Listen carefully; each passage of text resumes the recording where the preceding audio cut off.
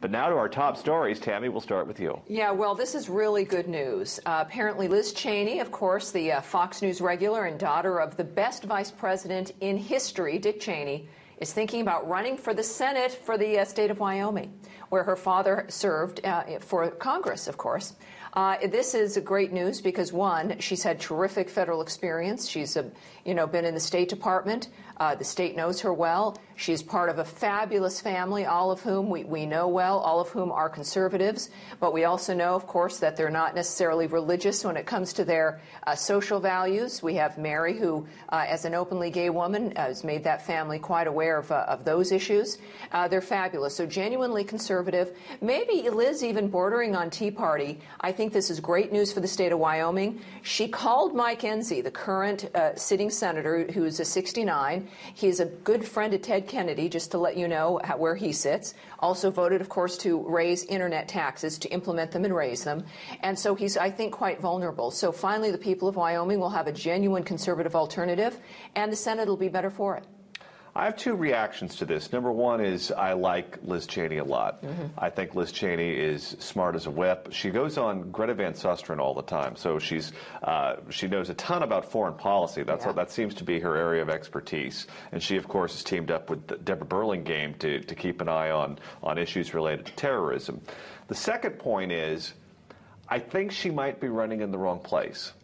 She has lived in, I think it's Virginia for some time, in the Washington, D.C. area. If she were to run for the U.S. Senate in Virginia, she could pick off a Democrat.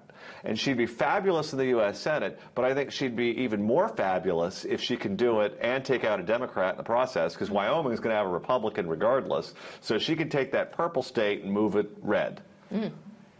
Virginia's a little wonky lately, though. That's not as guaranteed as the Wyoming thing. I'm very happy about this because a lot of people have been, bringing her name up to run for something for a long time, and I'm glad she didn't just start with a presidential run or something. You got to get your feet wet for the day-to-day grind of campaigning. I kind of wish she were running for the House instead of the Senate. But now we know you can have a paper-thin Senate resume and get elected to the highest office in the land. Yeah, but her resume is extraordinary. And I think, when it comes down to where you run from, it's her home state, right? I think that there's probably ultimately a desire to represent your actual home state. I mean, she's lived in Virginia for a while because of work, of course. But either way, and look, I think if we're going to take over the Senate, we're going to have some terrific success as conservatives across the board. And hopefully, someone will pick off a few Democrats on the way. If we can just get her in there, she'll be leadership immediately. Well, yeah, and you could judge someone based on who their friends are. I'm a big believer in that. And if her pals are Deborah Burlingame and Dick Cheney, her father came out against Sarah Palin and said a couple of snarky things about Palin.